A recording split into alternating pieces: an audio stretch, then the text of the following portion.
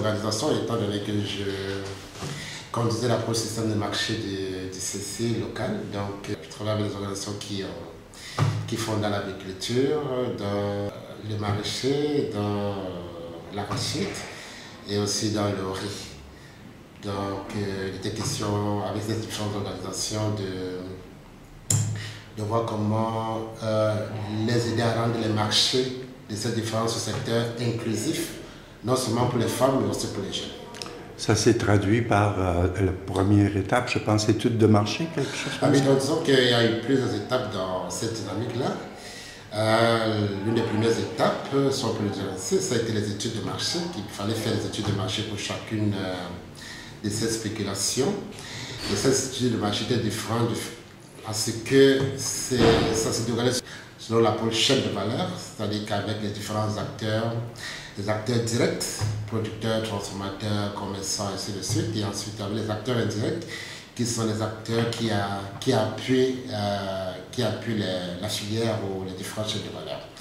Donc ça a été la première étape, et par la suite, et disons dans cette étape, il était question de pouvoir identifier les contraintes que font face tous les différents acteurs au niveau des différents maillons des chaînes de valeur, mais particulièrement les femmes et les jeunes, quelles sont ces contraintes-là qui les empêchent à pouvoir se positionner de manière intéressante dans les différents marchés visés, que ce soit au niveau de la production, que ce soit au niveau de la transformation, que ce soit au niveau de la commercialisation particulière proprement dite.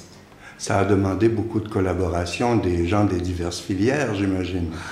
Bien évidemment, ça demandait beaucoup de collaboration parce que lorsqu'on travaille sur les questions de système de marché et de chaîne de valeur, vous avez affaire à une gamme assez variée d'acteurs, que ce soit au niveau de la production, au niveau de la fourniture des intrants, au niveau même du financement avec les systèmes de microcrédit et de crédit, que ce soit au niveau des transformateurs, au niveau des commerçants et même avec l'État pour les services de vulgarisation, et avec d'autres partenaires locaux, paysans et autres. Donc c'est une gamme vraiment variée de partenaires avec lesquels nous avons collaboré.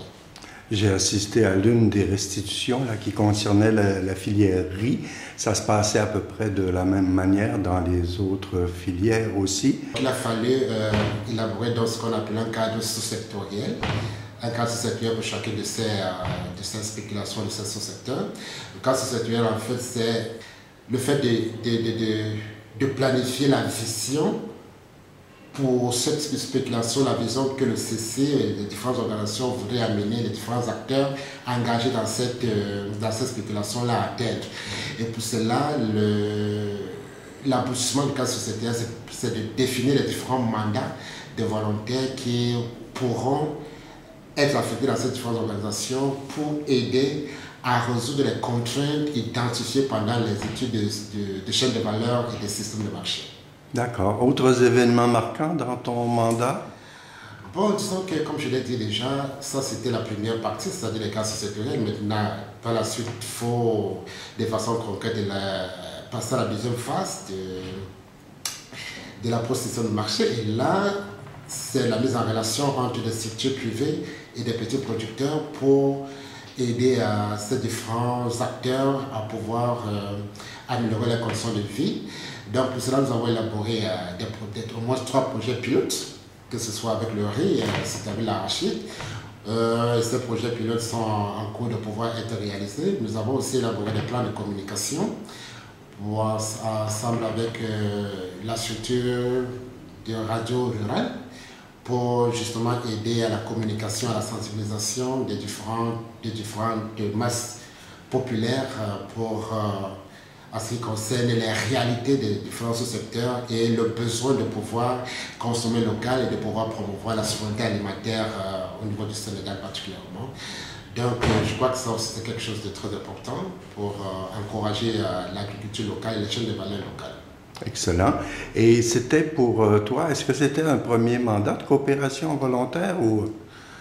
Oui, disons que c'était un premier mandat de coopération volontaire.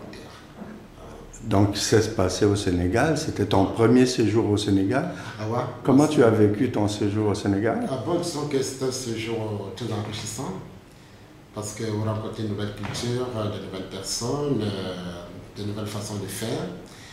Et je crois que j'ai beaucoup appris. J'ai beaucoup appris dans plusieurs domaines, au niveau culturel, au niveau des relations humaines et tout. Donc ça permet de grandir aussi. Attends, ça va se poursuivre. Tu vas faire un nouveau mandat. Oui, disons que nous sommes engagés pour un nouveau mandat et tout. Donc pour continuer à apporter notre plus, notre coup de pouce à ces différentes populations que nous avons accompagnées, ça fait quelques années déjà.